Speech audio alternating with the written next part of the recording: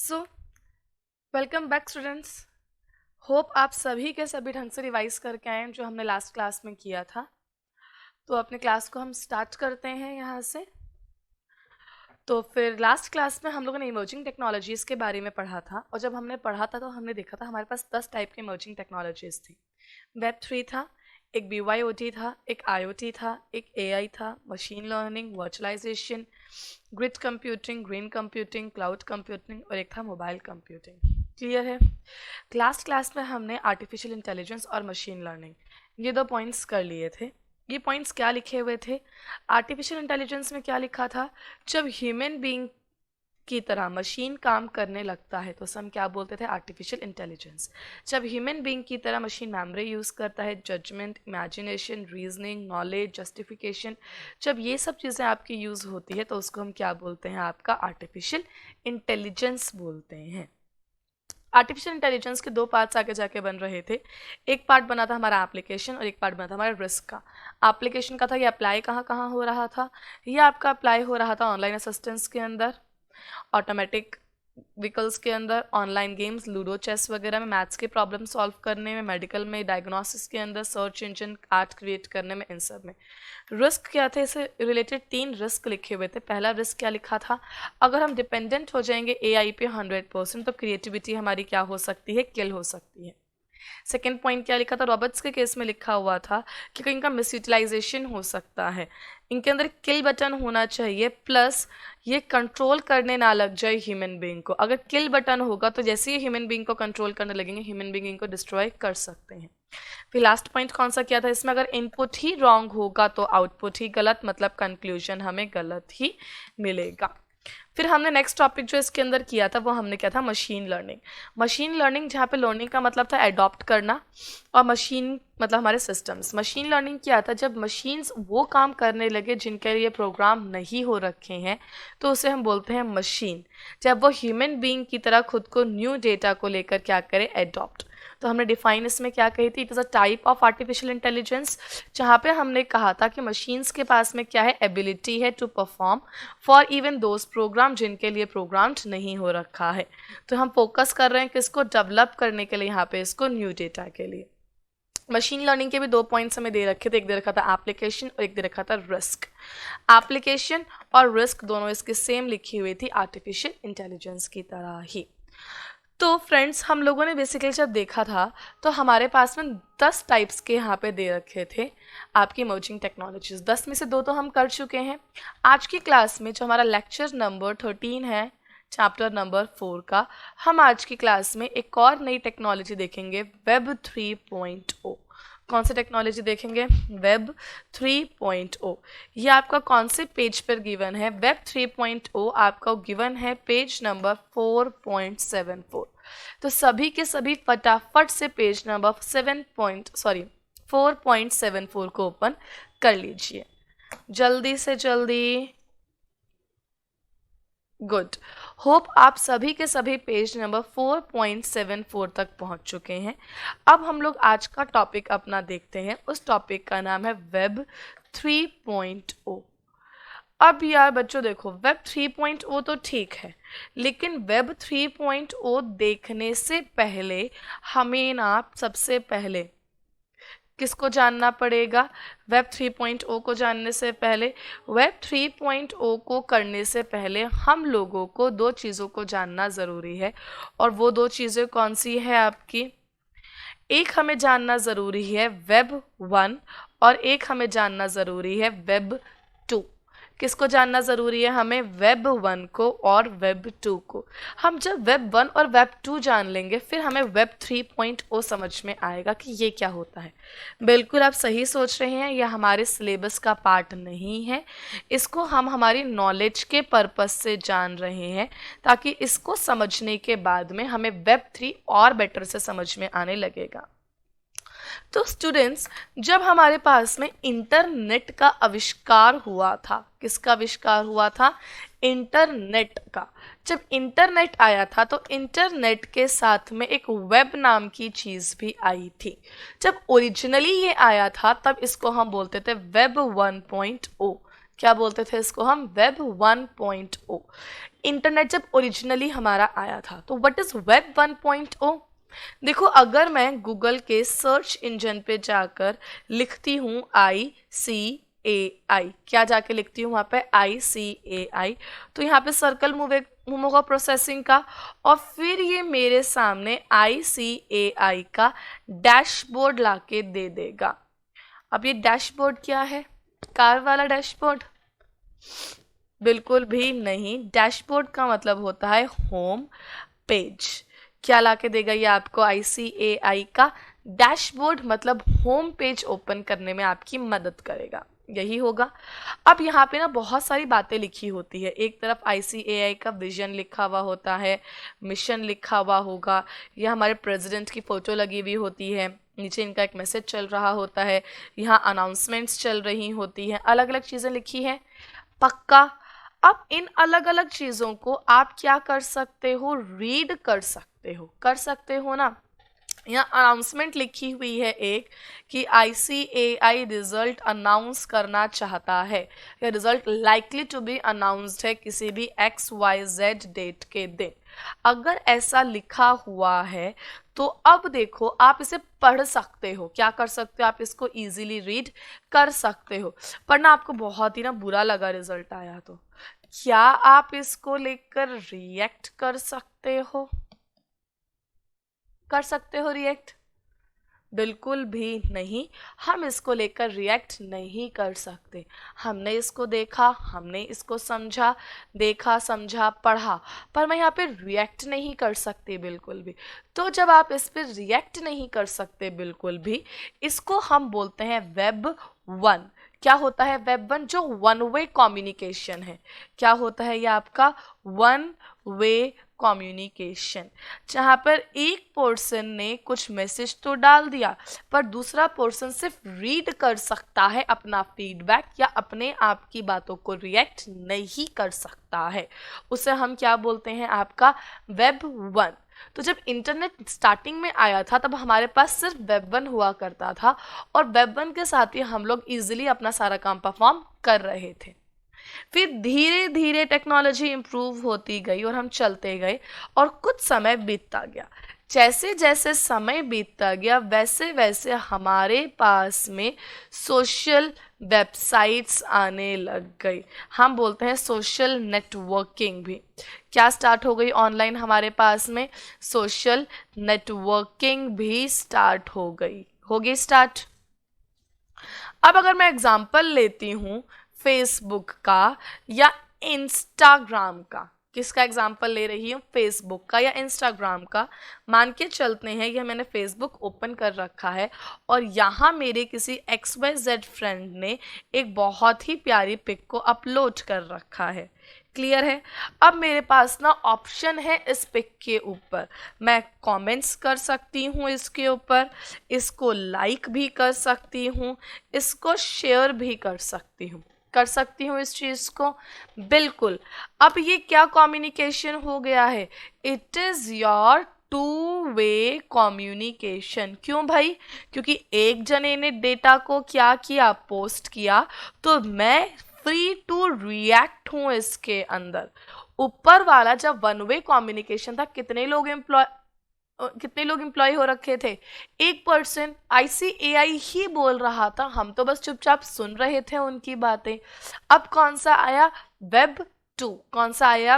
Web 2। Web 2 में कितने लोग आ गए हमारे?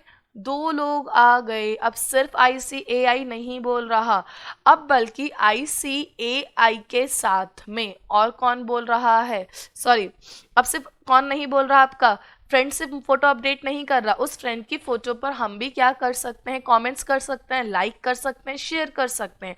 तो ये कौन सा हुआ? आपका टू वे कम्युनिकेशन, जिसमें कितने लोग इन्वॉल्व हैं? 2 लोग इन्वॉल्व हैं, एक तो आपका फ्रेंड और एक आप।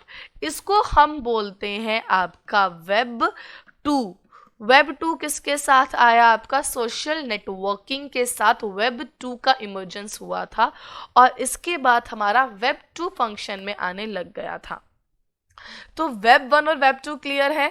वेब 1 हमारा क्या होता है? बेसिकली वेब 1 के अंदर हम लोग क्या कर रहे हैं? आपका एक ही पर्सन आपकी इंफॉर्मेशन लिख के दे रहा है और उस एक ही पर्सन की लिखी हुई इंफॉर्मेशन को हम क्या कर रहे हैं, एक्सेस कर रहे हैं। इसको हम क्या बोलते हैं, आपका वेब 1, जहाँ पे आप चाहकर भी कमेंट्स या लाइक नहीं कर सकते। फिर आपका कौन सा आया, वेब 2। वेब 2 क्या होता है, जहाँ पे एक पर्सन ने डेटा तो अपलोड किया है लेकिन दूसरा पर्सन डेटा को क्या कर सकता है, कमेंट कर सकता है, उसमें कुछ भी इंफॉर्मेशन दे सकता है। यहाँ पे 2 पार्टीज पर्टिकुलरली इन्वॉल्व हैं। अब देखो कुछ एग्जांपल्स लेते हैं। अगर मैंने सर्च इंजन में जाकर कुछ सर्च किया है, क्लियर है, मान के चलते हैं मैंने किसी भी XYZ वर्ड को सर्च किया है, या फिर अगर मैं सर्च करने जा रही थी, मान के चलो व्हाट इज वेब 2.0, क्लियर, तो वेब 2.0 का वहां पे विकीपीडिया ओपन हो सकता है। क्या ओपन हो जाएगा उसका, विकीपीडिया, शॉर्ट फॉर्म होता है विकी, ये ओपन हो जाएगा वहां पे उसका। अब जो विकीपीडिया पे इसके बारे में इतनी सारी इंफॉर्मेशन दे रखी होगी, तो स्टूडेंट्स मुझे एक बात बताने की कोशिश करो, ये आपका वेब 2 में आएगा या ये आपका वेब 1 में आएगा?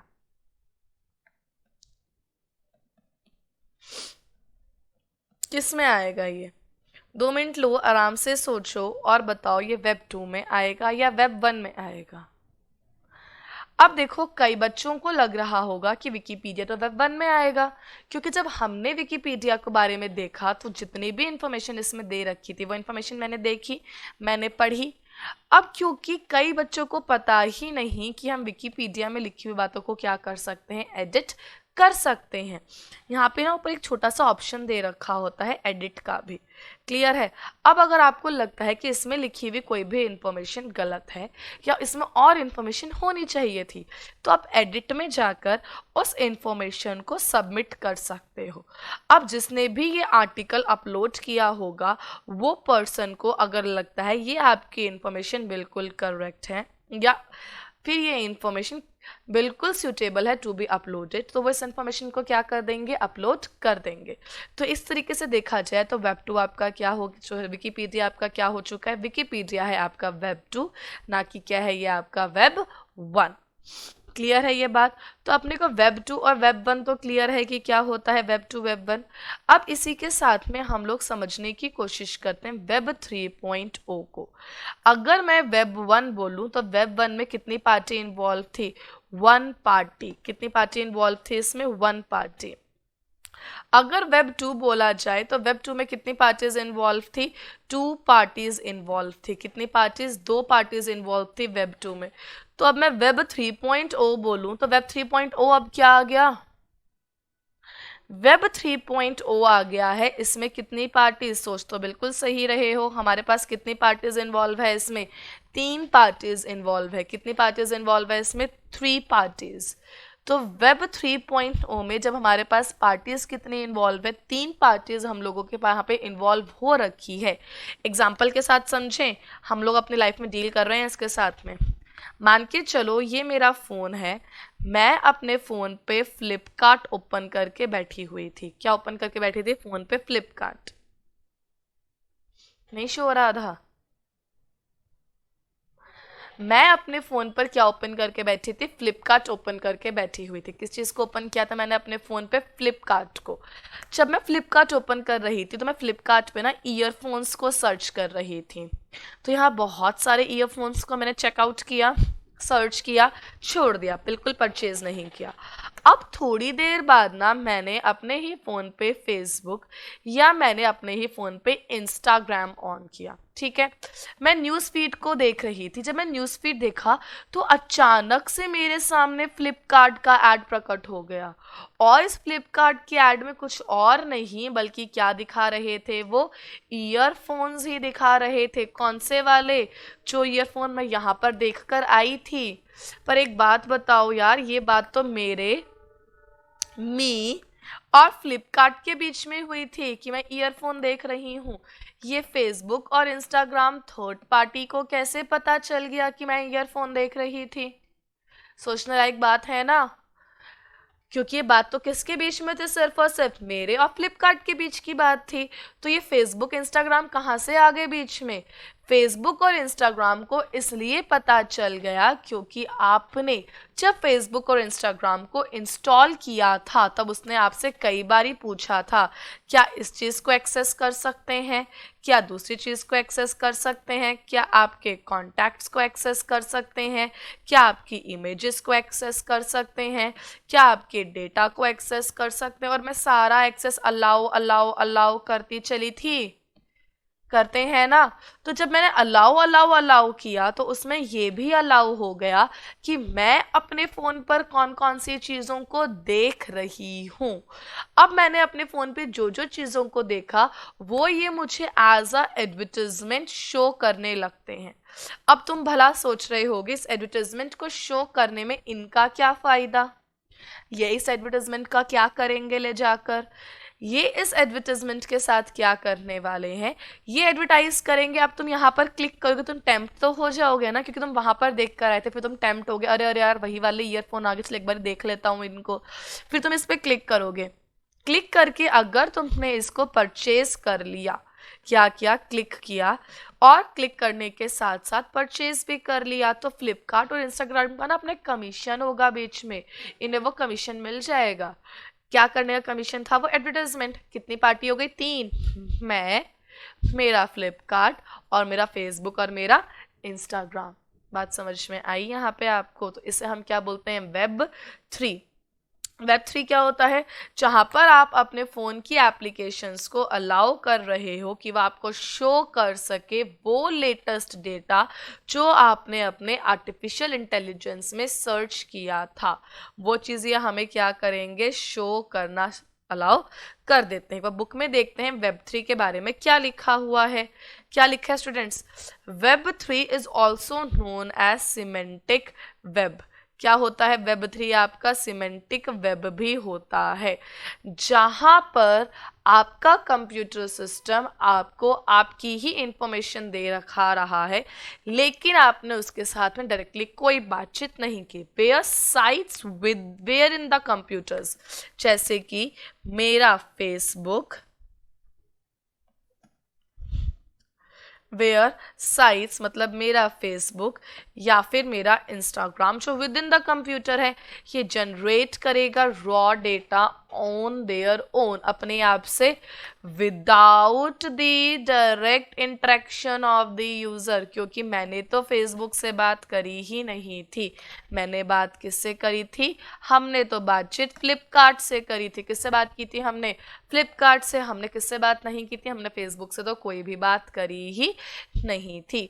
तो Web3 का दूसरा नाम क्या होता है, सिमेंटिक वेब, जहां पर ये अलाउ करता है साइट्स को, मतलब फेसबुक वगैरह को, with in a computer system, कि वो अपने आप से डेटा जनरेट कर सकता है without the direct user interaction. Clear है बात। फिर उन्होंने क्या बोला, ये नेक्स्ट लॉजिकल स्टेप है आपके इंटरनेट के इवैल्यूएशन के अंदर। किसके अंदर, आपके इंटरनेट के इवैल्यूएशन के अंदर। अब अगर कोई आपसे पूछे व्हाट इज वेब 3.0, तो वेब 3.0 के डिफाइन या शॉर्ट नोट का पहला पॉइंट तो हमने ये सोच लिया। क्या होता है वेब 3.0, वेब 3.0 का मतलब है कि एक सिमेंटिक वेब है, इसका एक और नाम, जहाँ पे साइट्स जो कंप्यूटर सिस्टम में है वो खुद से डेटा जनरेट कर रही है। वो डेटा कौन सा जनरेट किया इसने, ईयरफोन का, और जहाँ पे यूज़र के साथ में डायरेक्ट इंटरेक्शन इसका हुआ ही नहीं था, क्योंकि डायरेक्टली तो यूज़र ने किससे बात की थी, आपके बिल्कुल फ्लिपकार्ट से ही की थी। तो ये आपका नया लॉजिकल स्टेप है इंटरनेट के इवैल्यूएशन में। क्यों है, क्योंकि जब इंटरनेट आया था तब था वेब 1, फिर धीरे धीरे आया वेब 2, अभी चल रहा है वेब 3, अभी वेब 4 आपका लॉन्च होने के लिए तैयार बैठा हुआ है। तो ये इंटरनेट का इवैल्यूएशन ही तो हो रहा है। तो ये अगला लॉजिकल स्टेप था किसके इवैल्यूएशन में, हमारे पास इंटरनेट के इवैल्यूएशन में। इतनी बात क्लियर है।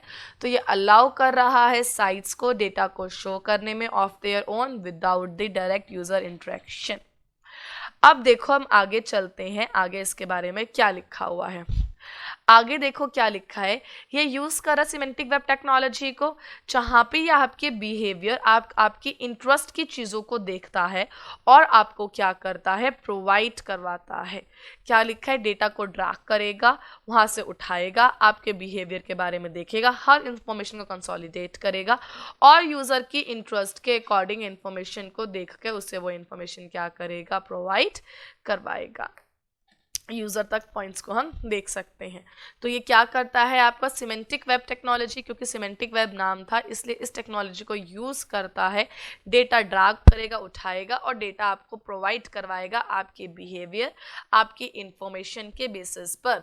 जो भी यूज़र का इंटरेस्ट है वही वाला, जैसे मेरा इंटरेस्ट क्या चल रहा था, ईयरफोन, मान के चलो मैंने बहुत सारे ईयरफोन सर्च किए एक दिन तक, बहुत सारे, फिर मैंने नेक्स्ट डे ना आईफोन सर्च करने लग गई कोई, क्लियर है, तो अब वो मुझे ईयरफोन नहीं दिखाएगा, मुझे क्या दिखाएगा, आईफोन, क्योंकि यूजर का इंटरेस्ट क्या हो चुका है, चेंज हो चुका है। अब यूजर का इंटरेस्ट किसके अंदर है, ईयरफोन में नहीं है बल्कि किसके अंदर है, आईफोन के अंदर है।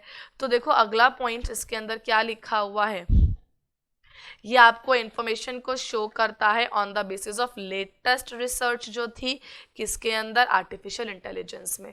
आर्टिफिशियल इंटेलिजेंस को गूगल का सर्च इंजन भी बोल सकते हैं। हमने लास्ट लेक्चर में ही इस बात को किया था बेसिकली। तो यहाँ पे क्या बोलेंगे बेसिकली, तो आपके लेटेस्ट रिसर्च के अकॉर्डिंग इंफॉर्मेशन प्रोवाइड करवाएगा, कहाँ से निकाल के, आपके आर्टिफिशियल इंटेलिजेंस से निकाल कर। इतना पॉइंट क्लियर है हमारा। तो क्या बोला हमने इसके बारे में, हमने इसके बारे में बोला वेब 3 क्या होता है हमारा, वेब 3 होता है आपका जहाँ यूज़ कर रहे हो सिमेंटिक वेब को, जहाँ पे आपका कंप्यूटर्स या आपके सिस्टम अलाउ कर रहा है साइट्स को कंप्यूटर्स के अंदर कि वो डेटा जनरेट करे on their own without the direct interaction with user. Next evaluation है, बहुत ही अच्छा स्टेप है। ये इन्फॉर्मेशन को ड्रैग करेगा और इन्फॉर्मेशन आपको क्या करेगा, प्रोवाइड करेगा, वही इन्फॉर्मेशन जो यूज़र की इंटरेस्ट की बातें होती है। ये इन्फॉर्मेशन आपको किसके बेसिस पे देगा, आपको जो यूज़र की लेटेस्ट रिसर्च है इन द सर्च इंजन, उसी बेसिस पे आपको इन्फॉर्मेशन को प्रोवाइड ये करवाएगा। क्लियर है। अब देखो इसके आगे 2 पॉइंट्स और लिख के दिए हुए हैं, एक लिख के दिया है सिमेंटिक वेब और एक लिख के दिया है web application. Semantic web is same as web 3, क्योंकि वेब 3 का दूसरा नाम क्या था, सिमेंटिक वेब। हम जो ऊपर पढ़कर आए हैं ना, इसमें वही बातें लिखी हुई है। अब देखो इसलिए हम लोग सीधा किस पे चल रहे हैं, web service. What is web service, हुआ कैसे, एक बात फिर से समझते हैं। मैंने इंफॉर्मेशन देखी, किस पे देखी, फ्लिपकार्ट पे। बात कहाँ पे होनी चाहिए थी, फ्लिपकार्ट के सर्वर पर। हाय राम, ये बात आपकी फेसबुक के सर्वर तक कैसे पहुंच गई, इसका मतलब ये दोनों सर्वर आपस में क्या कर रहे हैं, बातें कर रहे हैं, तभी तो ये बात कहाँ से कहाँ पहुंच गई है, आपके फ्लिपकार्ट के सर्वर से फेसबुक के सर्वर पे। Server is my computer system, ये भी मेरा क्या है, कंप्यूटर सिस्टम। इसका मतलब 2 कंप्यूटर्स आपस में इंटरेक्ट कर रहे हैं ओवर द इंटरनेट, ताकि ये सारी बातें एक दूसरे को ये बता सके। तो वेब सर्विस आपका एक कंपोनेंट क्या बोलता है, ये एक सॉफ्टवेयर सिस्टम है जो सपोर्ट कर रहा है कंप्यूटर से कंप्यूटर की बातचीतें ओवर द इंटरनेट। इंटरेक्शन मतलब क्या होता है, बातचीत। तो ये क्या कर रहा है, सपोर्ट कर रहा है computer to computer interaction over the internet. तो टू कंक्लूड, ये आपका ज़्यादा ओपन माइंडेड है, ज़्यादा कॉन्सेप्ट है और ज़्यादा से ज़्यादा आपकी चीज़ों को यूज़ कर रहे हैं। तो हमने क्या बोला है इसके अंदर, वेब 3 क्या होता है, वेब 3 एक ऐसी चीज़ है जो अलाउ कर रहा है वेबसाइट्स को डेटा शो करने में, जो डेटा हमने वेबसाइट से डायरेक्टली बात में किया ही नहीं। यह आपका एक तरीके का इवैल्यूएशन है इंटरनेट के अंदर। फिर अगला पॉइंट इसके अंदर क्या लिखा हुआ था, वेब 3 किसको यूज़ कर रहा है, सिमेंटिक वेब टेक्नोलॉजी को यूज़ कर डेटा को ड्रैग करके डेटा आपको ड्रॉप करके दे रहा है यूज़र के बिहेवियर और इंटरेस्ट के, जो यूज़र ने लेटेस्ट रिसर्च किया है उसी के अकॉर्डिंग डेटा आपको ये प्रोवाइड करवाता है। फिर 2 कंपोनेंट्स दे रखे थे, एक कंपोनेंट कौन सा दे रखा है आपको, एक दे रखा है आपको वेब सर्विस, एक दे रखा है semantic web. Semantic web is almost similar as आपका, और वेब सर्विस आपका क्या होता है, वेब सर्विस आपका जहाँ पर एक कंप्यूटर दूसरे कंप्यूटर को सपोर्ट कर रहा है, उनके इंटरेक्शंस को सपोर्ट कर रहा है ओवर द इंटरनेट। क्लियर है। अब देखो बच्चों, आगे ना एक छोटी सी बात और लिख के दे रखी है, वो छोटी सी बात आपको दे रखी है वेब 4 के बारे में। इन्होंने ज़्यादा कुछ नहीं दिया, इन्होंने बोला है कि आज के टाइम पे अपकमिंग एक न्यू एप्लीकेशन आने वाली है यूज़ करने के लिए, जो है वेब 4। और वेब 4 के आते ही इंडिविजुअल का काम करने का सिस्टम कंप्लीटली और भी चेंज हो जाएगा। क्लियर है, ये ज़्यादा सेल्फ लर्निंग होगा, ज़्यादा आर्टिफिशियल इंटेलिजेंस होगा, सब कुछ इसमें हाईएस्ट लेवल पर होगा। तो इसमें ज़्यादा इन्फॉर्मेशन हमें वेब 4 के बारे में ना देते हुए इतनी सी ही बात लिखी हुई है। तो हम लोगों ने कितने पॉइंट्स कर लिए अब अपने, हम लोगों ने कर चुके हैं अपने 3 points out of the 10 emergence technology. Clear है। अब देखो अपनी आज की नई इमर्जेंस टेक्नोलॉजी के बारे में समझना स्टार्ट करते हैं। पेज नंबर 4.76, कौन से पेज पे लिखा है? पेज नंबर 4.76, जिसका नाम है IoT, internet of things. 2 marks के अंदर इंटरनेट ऑफ थिंग्स की एप्लीकेशन एरिया एक बारी पेपर में हमसे पूछा हुआ है। क्लियर है पॉइंट? डेफिनेशन क्या दे रखी है हमें? IoT, internet of things. अब पता तुम्हें, जैसे वेब से तुम लोग डे टू डे लाइफ में यूज कर रहे थे ना, और तुम्हें खबर भी नहीं थी, वैसे ही IoT भी तुम लोग डे टू डे लाइफ में सारे यूज कर रहे हो और फिर तुम्हें इस बात की खबर ही नहीं है। कैसे यूज कर रहे हो समझने की कोशिश करते हैं। कभी तुमने अपने फोन से टीवी ऑन किया है या ऑफ किया है? अपने भाई बहन को तंग करते हुए, रिमोट एक भाई के हाथ में है, फोन आपके हाथ में, फोन से आप टीवी को ऑपरेट कर रहे हो। कभी अपने फोन से कमरे के एसी को ऑपरेट किया है या क्लासरूम्स के एसी को ऑपरेट किया है? यही तो होता है internet of thing. Internet of thing क्या बोलता है कि इंटरनेट की मदद से, किसकी मदद से? इंटरनेट की मदद से 2 अलग अलग डिवाइसेस को हम कनेक्ट कर देते हैं। किसकी मदद से? इंटरनेट की मदद से 2 अलग अलग डिवाइसेस को हम कनेक्ट कर देंगे, जैसे कि मेरे फोन को और घर के एसी को। अब मैं इसको यहाँ पर क्या कर सकती हूँ? ऑपरेट कर सकती हूँ। कैसे ऑपरेट करूँगी? मेरे फ़ोन का सेंसर जो होगा मुझे इस एसी की इंफॉर्मेशन देगा, एसी का नाम वगैरह कुछ तो शो करवाएगा, वो मुझे आइडेंटिफाई करवाएगा और उस आइडेंटिफिकेशन के बेसिस पे मैं डेटा यहाँ पे ट्रांसफ़र कर सकती हूँ, कमांड ट्रांसफ़र कर सकती हूँ। मैंने उठकर एसी को ऑन ऑफ नहीं किया, मतलब ह्यूमन टू मशीन इंटरेक्शन है ज़्यादा, ह्यूमन टू ह्यूमन इंटरेक्शन कम है। आपकी ना तो ह्यूमन टू ह्यूमन इंटरेक्शन हुई, ना ही आपका ह्यूमन से उस मशीन का इंटरेक्शन हुआ। आपने तो अपने फ़ोन के थ्रू कर दिया जो करना था। बात समझ में आई? एग्जाम्पल भी दे रखे हैं। वॉशिंग मशीन को हम लोग वाईफाई के नेटवर्क के थ्रू ऑन ऑफ कर सकते हैं, और वाटर प्यूरिफायर का, इवन तुमने वो ऐड देखा है अमिताभ बच्चन का एसी वाला, जहाँ अमिताभ बच्चन क्या कर रहा था? इसी को ऑन ऑफ करता था, कभी एयरपोर्ट पे बैठ के, कभी अपने कार के अंदर बैठ के। किसके थ्रू कर रहा था? अपने फ़ोन के थ्रू। उसने जाकर इसी को फिजिकली टच नहीं किया था। सेम वैसे ही Kent water purifier, Hema Malini का भी ऐड आता है टीवी पर। इसी तरीके से आपको यहाँ पे नीचे एग्जांपल्स भी 2 हमें दे रखे हैं। एक दे रखा है आपको वॉशिंग मशीन का और एक आपको दे रखा है वाटर प्यूरिफायर का। क्लियर है पॉइंट? तो IoT क्या बोलता है? IoT एक सिस्टम है जो इंटर रिलेट कर रहा है अलग अलग डिवाइसेस को, मतलब कनेक्ट करवा रहा है मशीन्स को या डिजिटल मशीन्स को या ऑब्जेक्ट्स को, फिर इनको हेल्प करता है आइडेंटिफाई करने में यूनिक आइडेंटिटी को। जैसे कि इस मशीन की अगर AC है तो AC का नाम या नंबर, कुछ कोड लिखा आएगा आपके फ़ोन में, जिसकी मदद से आप डेटा को ट्रांसफ़र कर सकते हो ओवर दी नेटवर्क। नेटवर्क का मतलब हमारा क्या होता था? इंटरनेट। तो IoT क्या होता है? IoT एक ऐसा सिस्टम है जिसके थ्रू आप अलग अलग मशीन्स को आपस में कर रहे हो कनेक्ट, और उस कनेक्शन के बेसिस पे डेटा ट्रांसफ़र कर सकते हो, क्योंकि कनेक्शन होते ही वो आपको आइडेंटिटी प्रोवाइड करवा देता है। क्लियर है ये बात? डिफाइन समझ में आई? एग्जाम्पल समझ में आया? इन्होंने ना एक ऐसे ही पॉइंट लिखा है फ्यूचर का, कि ना इसका फ्यूचर बहुत ज़्यादा है, कम से कम इतना ये GDP के अंदर कंट्रीब्यूट कर सकता है। तो इस पॉइंट को एक बार सिर्फ ऐसे ही रीड करके छोड़ देना कि कितनी बड़ी इकोनॉमी है जो इससे रिलेट कर रही है। अब देखो क्लास, आगे चलते हुए देखते हैं एप्लीकेशन। एप्लीकेशन का मतलब है ये आप अप्लाई कहाँ कहाँ कर सकते हो। क्लियर है? अब देखो आप इसे कहाँ कहाँ अप्लाई कर सकते हो। इसने हमें 3 पार्ट्स में बांट दिया है। घर पे अप्लाई, ऑफिस में अप्लाई, गवर्नमेंट कैसे अप्लाई कर सकती है। कितने पार्ट्स में डिवाइड करके दिया है हमें क्वेश्चन? 3 पार्ट्स में डिवाइड किया कि एप्लीकेशन 3 एरियाज में हो सकता है। एक कहाँ पे अप्लाई करा हुआ है, घर के अंदर कैसे अप्लाई होगा, एक कैसे लिखा हुआ है ऑफिस मशीन्स में कैसे अप्लाई होगा, और एक कैसे लिखा हुआ है आपके गवर्नमेंट कैसे अप्लाई कर सकती है। क्लियर है पॉइंट? अब देखो पहला पॉइंट क्या लिखा हुआ है, आप इसे घर पर कैसे अप्लाई कर सकते हो। कभी आपने टीवी सीरियल्स में देखा है कि घर में हमने सीसीटीवी कैमरा लगा रखा होता है और सीसीटीवी कैमरा को फोन से मॉनिटर कर रहे होते हैं, ऑन ऑफ या फोन पर फुटेज देख रहे होते हैं। बिल्कुल सही सोच रहे हो, एक पॉइंट तो वही लिखा है, होम सिक्योरिटी सीसीटीवी कैमरा जिसको आप मॉनिटर कर रहे हो हैंड हेल्ड डिवाइस से। हैंड हेल्ड डिवाइस बताया था जिसे हाथ में लेकर यहाँ वहाँ घूमते रहते हैं ना, जिसमें आपके स्मार्टफोन्स आ गए थे, लैपटॉप्स आ गए थे। एक डिवाइस को दूसरे डिवाइस से मैंने कनेक्ट किया है और मैं एक को दूसरे से कंट्रोल कर सकती हूँ। क्लियर है। फिर एक दिया था कि होम का ओनर ट्रैक कर सकता है सारी एक्टिविटीज को through the hand held device. ये सारी एक्टिविटीज में क्या क्या चीजें आ गई, घर की वॉशिंग मशीन भी आ गई, घर का एसी भी आ गया, वाटर प्यूरिफायर भी आ गया। क्लियर है। तो एक एग्जांपल किसका दिए, होम अप्लायंसेस को कनेक्ट कर सकते हैं हम और वर्चुअल होम बना सकते हैं। तो इसमें 2 पॉइंट्स लिखे, एक तो ट्रैक कर सकते हो ऑल एक्टिविटीज को और एक एग्जांपल दिया है आपको आपके सीसीटीवी कैमरा का। क्लियर है ये बात। अब देखो बकायदा भैया ऑफिस में कैसे यूज हो रहा है ये चीज।